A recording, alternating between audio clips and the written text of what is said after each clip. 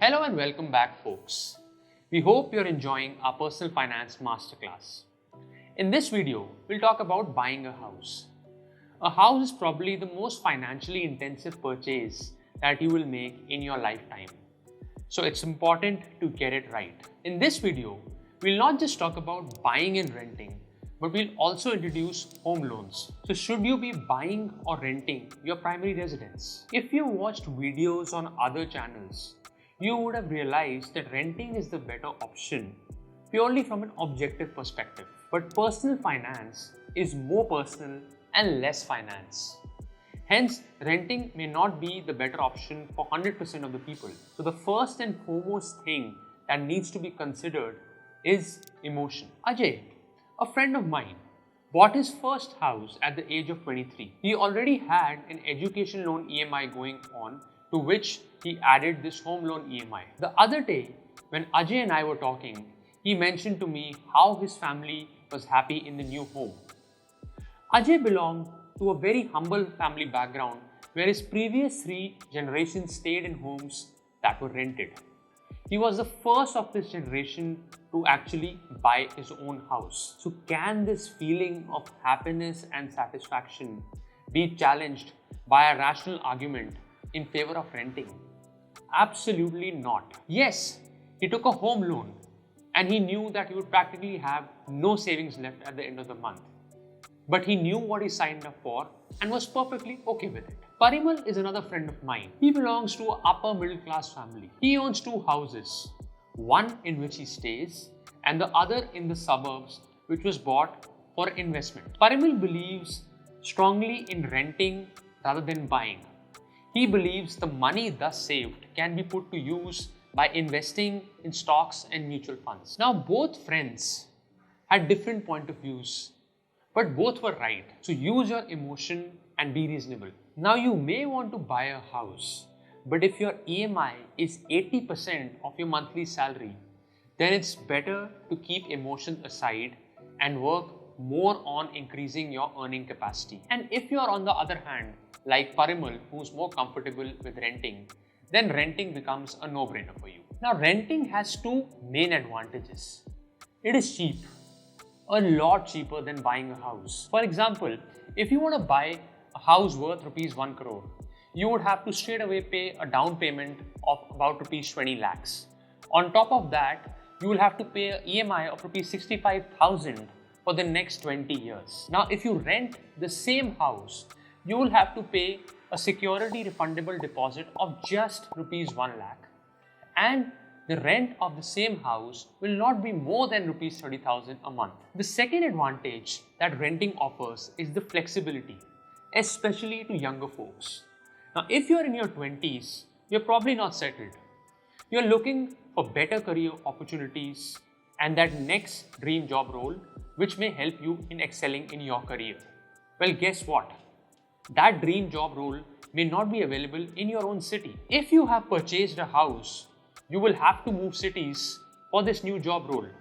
Nobody likes to pay EMI for a house in Delhi and at the same time pay rent for a house in Bangalore. So renting a house offers great flexibility to people who don't want to miss out on good career opportunities just because they were in a different city. So that's what we feel about the renting versus buying debate. Now let's move on to home loan. You may not need a home loan right now, but at some point when you do decide to buy your own house, you might require a home loan. These are some of the points you should remember before going for a home loan. Number 1, build a good credit score. You want a home loan, but why should the bank lend you money? What if you don't pay your EMIs on time? Your credit score helps the bank trust you. A credit score is a rating which is assigned to individuals who have a history of credits or loans. A credit score of 750 plus puts you in the best position of getting a house loan at the lowest possible interest rate. However, on the other hand, a credit score below 750 can result in 2 things. Number 1, you may get a home loan but at a very high interest rate, or number 2, your home loan application may outright get rejected. Now you may be wondering how to build a good credit score. The simplest way is to apply for a credit card. Use that credit card for few months and that will help you build up a good credit score. Now put effort in building up a good credit score at least 1 year before you plan to apply for a home loan. You have to put effort into this, and I'm sorry, there are no last minute hacks here. Number 2, fixed versus floating loans. Now home loans are of two types, fixed and floating. In a fixed home loan, the interest rate is constant and hence your EMIs are also constant. However, in a floating or an adjustable home loan, the interest rate keeps on changing depending on the changes in the interest rate environment. And hence, when the interest rate changes, your EMI amount would also change. Now, a lot would depend on the lender as well. Your lender may decide to keep your EMI constant, but at the same time increase the tenure of your home loan. Now, this may look fine, but it turns out to be expensive in the long run. In any case, don't worry. Interest rates and EMIs don't change that often. Remember, your bank also has to live with this unpredictability. So if the interest rates go up, your bank will benefit. If they go down, you will benefit. Now, to protect themselves, banks charge different interest rates depending on the type of home loan you're going for. Typically, the interest rate on a fixed home loan is higher than a floating or adjustable home loan. This difference can be as big as 2%, which can translate into lakhs of rupees over a 20-year period. We think that nobody can predict the changes in interest rates, and so you're better off going for a floating rate home loan so that at least in the initial years of your home loan, you pay a lower EMI. Number 3, prepayment. Say you have an EMI of rupees 50,000 per month and you have a take-home salary of rupees 1 lakh per month. Fast forward 5 years, your EMI of rupees 50,000 per month would still be the same.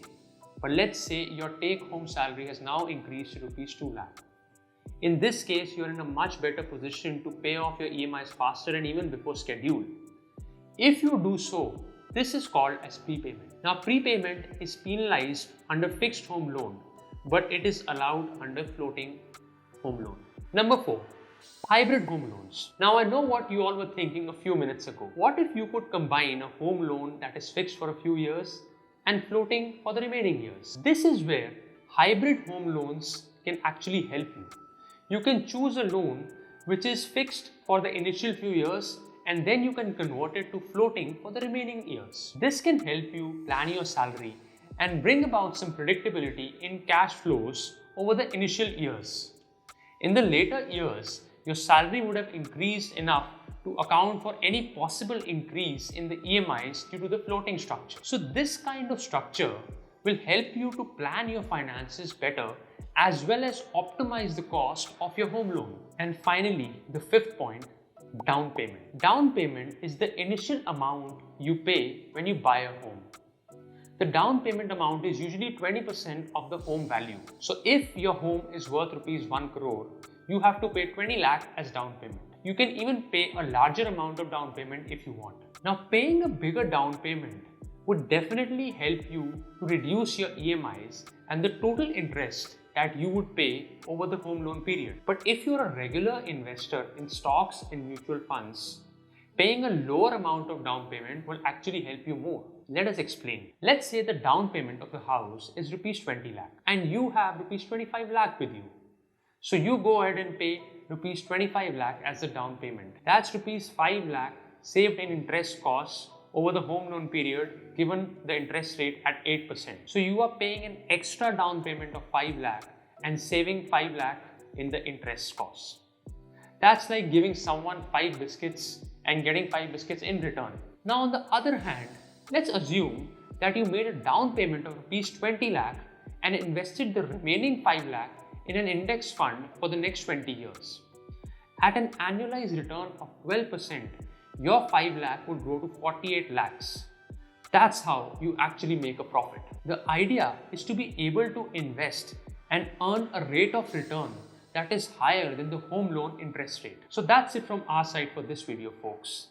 In the next and the final video of this personal finance masterclass, we'll be talking about how you can grow your money by investing in stocks and mutual funds. Thank you.